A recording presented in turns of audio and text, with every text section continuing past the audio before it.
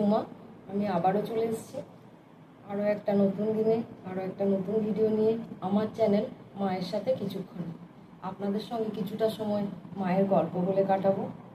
আমি মা সারদা ও আমার গুরুদেবের কাছে ক্ষমা চেয়ে নিচ্ছি, প্রণাম জানিয়ে ওনাদের কাছে আশীর্বাদ প্রার্থনা করছি। আর আমার কোনো কিছু অনিচ্ছাকৃত ভুলের জন্য আপনাদের কাছেও ক্ষমা চেয়ে নিচ্ছি। আপনারা যারা কিছুটা সময় আমার সঙ্গে কাটাবেন। আর আপনাদেরকে একটা কথা বলি, যারা আমার ভিডিও দেখছেন তারা কমেন্ট বক্সে গিয়ে একটু কমেন্ট করে জানাবেন যে আমার এই ছোট্ট ছোট্ট গল্পগুলো আপনাদের কেমন লাগছে। তবেই না আমার মনে হবে আমি আপনাদের সামনেই কথা বলছি, আপনাদের সাথেই কথা বলছি। আর নতুন ভিউয়াররা ডেসক্রিপশন বক্সে লিঙ্কে গিয়ে আমার পুরনো ভিডিওগুলো দেখতে পারেন। আর বেল আইকনটা প্রেস করে রাখবেন, তাহলে আমার নতুন ভিডিওর নোটিফিকেশন সবার আগে আপনাদের কাছে চলে যাবে। চলুন তাহলে আর দেরি নয়, এবার আমরা বাকি গল্পটা সেরে ফেলি। সেদিন তো আমরা শুনলাম যে আমাদের গদাইয়ের খুব ছোটোবেলাতেই বাবা মারা গেলেন। তখন গদাই তার দাদা রামকুমারের সাথে 17-18 বছর বয়স হবে তখন আমাদের গদাইয়ের। তখন উনি দাদার সাথে কলকাতা চলে আসেন। সেই সময় ওনারা কলকাতার ঝামাপুকুর আর নাথের বাগান বলে একটি জায়গায় থাকতেন। ওখানে মিত্রদের বাড়ি এবং আরও কয়েক বাড়ি ওনারা পুজো করতেন। তখন রামকুমার পূজা করতেন আর গদাই দাদাকে নানা কাজে সাহায্য করতেন। এরপর কি হলো, ঘটনাক্রমে রানী রাসমণি কলকাতা থেকে এই 2.5 কোষ মতো দূরে দক্ষিণেশ্বরে একটি মায়ের মন্দির স্থাপন করলেন। তখন ওই মন্দিরের পূজারী হিসেবে রামকুমারকে ঠিক করা হলো। তখন গদাই ও দাদার সাথে ওখানে থাকতে লাগলেন আর দাদাকে নানা কাজে সাহায্য করতে লাগলেন। এরপর রামকুমারের মৃত্যুর পর ওনাদের আরেক ভাই রামেশ্বর, উনিও কিছুদিন ওই মন্দিরে পূজা করেন।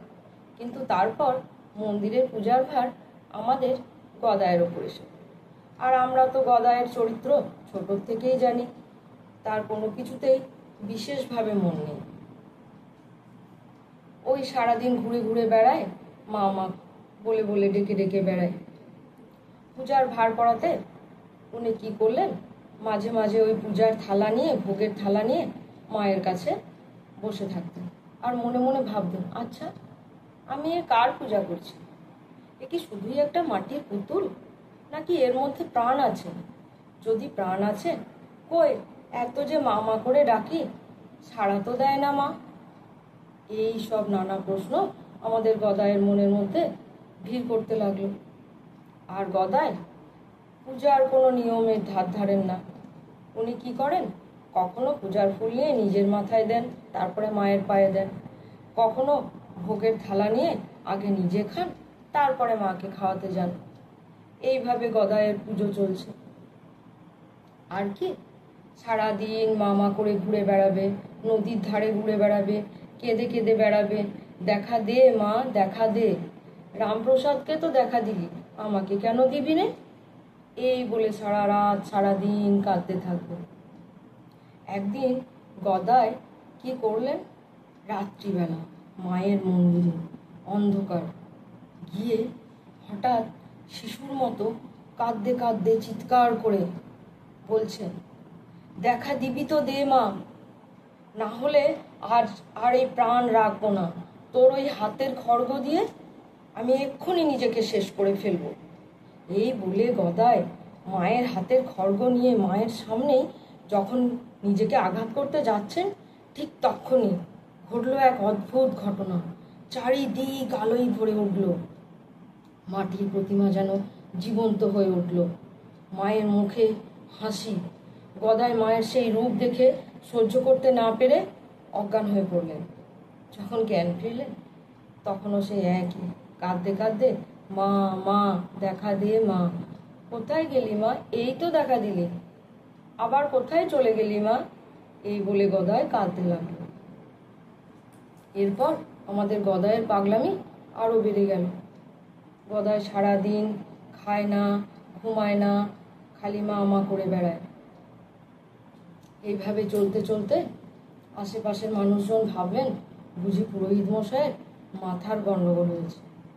এই খবর ধীরে ধীরে গদাইয়ের মা চন্দ্রমণি দেবী অর্থাৎ কামারপুকুরেও পৌঁছে গেল। মায়ের মন, চন্দ্রমণি দেবী ভাবলেন যে তাহলে ছেলের মনে হয় সেই ছোটবেলার রোগটা আবার ধরা পড়েছে।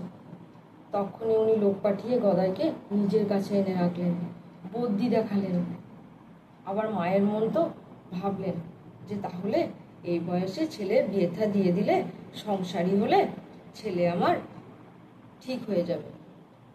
এই ভেবে উনি ছেলের জন্য পাত্রীর সন্ধান করতে লাগলেন। কিন্তু চন্দ্রমণি দেবী প্রথমে গদাইকে পাত্রীর ব্যাপারে কিচ্ছু জানাননি। কেন কি, যদি গদাই বিয়েতে রাজি না হয়।